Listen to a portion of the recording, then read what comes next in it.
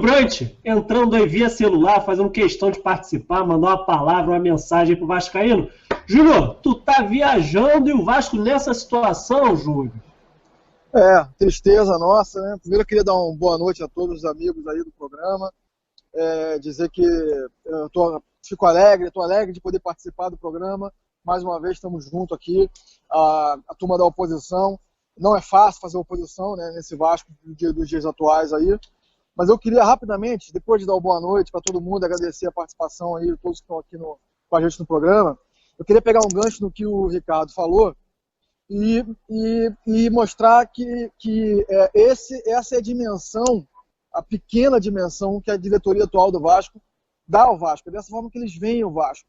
Né? Que há outros que não o Vasco, porque jogadores como esses que se apresentam hoje no vestido da camisa do Vasco não podem mexer com a camisa do Vasco. Isso é um ponto básico. Segundo, mostrar um pouco que no discurso da atual diretoria, o que se vê é um apequenamento da postura e da posição que se espera do Vasco, do nosso Vasco, do Vasco gigante que a gente quer, um apequenamento. Então, como o Ricardo falou bem aí, devem ter se acostumado em gerenciar clubes pequenos, todo o respeito que eu tenho ao Olaria, todo o respeito que eu tenho a outros clubes menores, porque são participantes do futebol brasileiro, mas não tem a dimensão, não tem o peso, não tem a história, não tem tudo aquilo que o Vasco tem. O Vasco é um clube para estar liderando o futebol mundial, não só o brasileiro, mas o mundial. Isso sem hipocrisia, essa é a verdade. Essa aqui é a verdadeira posição que o Vasco tem que ter no futebol mundial e não somente brasileiro. Então, muito tem se falado, eu queria só rapidamente, vou apressando um pouco a conversa, porque como o Fábio colocou, eu estou fora do Brasil a trabalho, e estou no celular aqui. Eu queria dizer o seguinte, muito se fala sobre a posição da oposição. É bom levar em consideração e se relativizar um pouco, né, essa questão, porque quem tem a responsabilidade de tocar o Vasco é a situação. Certo? Nós estávamos dispostos, preparados com o projeto para assumir o Vasco. E nós fomos chamados, acusados de aventureiros a campanha inteira, numa bravataria típica dessa turma que está aí, uma bravataria tentando nos desqualificar. E o que se vê hoje é o contrário. O que se vê hoje é um suposto grupo experiente e extremamente amador, sem projeto para o Vasco, sem projeto nenhum, a não ser aquela coisa normal, que já assim que é feita, pega dinheiro ali, toma dinheiro aqui, arruma dinheiro sei lá onde. Quer dizer, obviamente se fazendo criando bombas relógio para o futuro, porque essa conta vai chegar, essas piruetas, essas pirotecnias financeiras, elas vão chegar aí, a conta vai chegar em algum momento. Então isso não é gestão, isso não é profissionalismo. E como eu disse na campanha várias vezes, e falei a verdade, eu disse o seguinte, nós vivemos na campanha um momento em Y.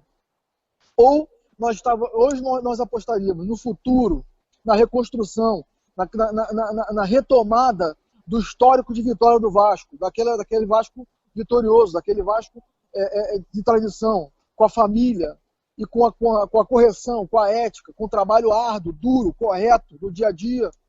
Ou nós jogaríamos o Vasco nas trevas, nós jogaríamos o Vasco no caminho da derrota. Foi o que aconteceu, infelizmente.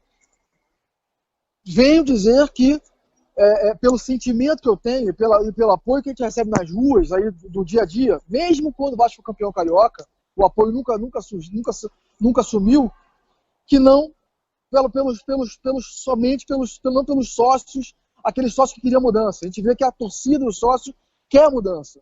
Ele queria mudança. Agora, o que se passou na eleição foi uma coisa que foi além do desejo do sócio e além do desejo do torcedor. O nosso trabalho enquanto oposição, vou deixar aqui muito claro para todo mundo, é limitado. Não sei se vocês conhecem a composição do Conselho. O Conselho tem 150 membros, 120 são da situação e 30 são da oposição. Com todo o método que a administração atual tem de cerceamento de informação, cerceamento de presença física dentro de São Januário, de acesso a dados, acesso a informações. Então, todo esse contexto nós estamos vivendo.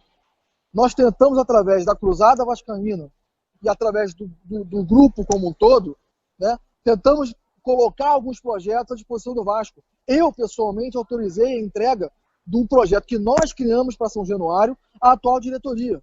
E o projeto não foi utilizado. E nós sabemos muito bem que não vai ser utilizado.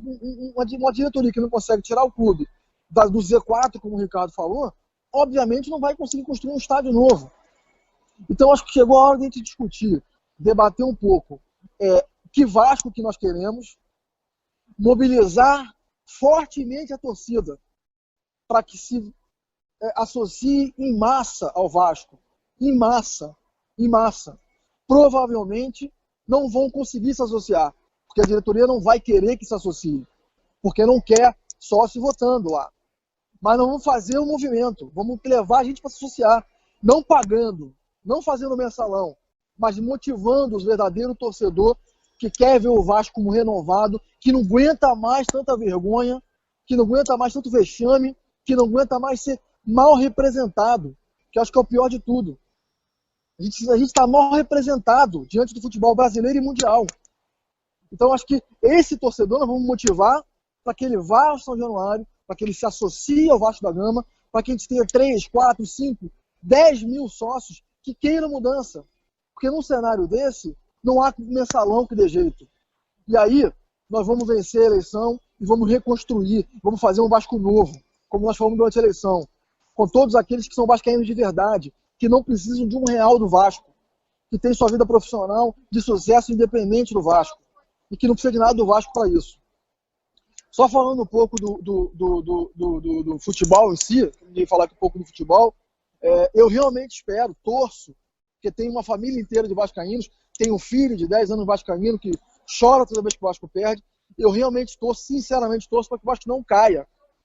Então, infelizmente, hoje, o nosso grande gol, a nossa grande conquista no Campeonato Brasileiro vai ser não cair. Vai ser lutar ali com o Joinville, com o Curitiba, com o Chapecoense, com, sei lá, quem mais está ali, Santos, e quem mais está ali naquela rabeira ali, para não cair. Para não cair. E isso, meus amigos, está longe de ser a história do Vasco. Longe, longe, longe. Então esse negócio de respeito voltou, essa bravataria toda, esquece. Esquece isso, pessoal. Não tem isso. Tem trabalho, tem estratégia, tem gestão, tem administração. Conversa fiada, acabou. Futebol mudou. Então, talvez durante a campanha muita gente tenha duvidado, tenha achado que eu estava de conversa fiada. Mas a resposta está aí. O resultado está aí. Isso que está aí hoje. E se nós não tivéssemos zona de rebaixamento, estaríamos ali entre os 5 últimos, 6 últimos, 7 últimos. Quer dizer, tudo bem que não caiamos, mas que é isso diante da história do Vasco? Sofrer para não cair? Não dá. Então, o meu pedido é, vamos mobilizar, não vamos nos desmotivar. Essa diretoria que está aí não representa o torcedor vascaíno, não representa. Vamos cobrar sempre, porque a obrigação desses caras que estão lá é não deixar o Vasco cair, então vamos cobrar sempre e vamos trabalhar, vamos nos unir, vamos participar das reuniões, dos programas, do Facebook, de tudo isso, vamos participar de tudo isso para fazer a diferença lá na frente.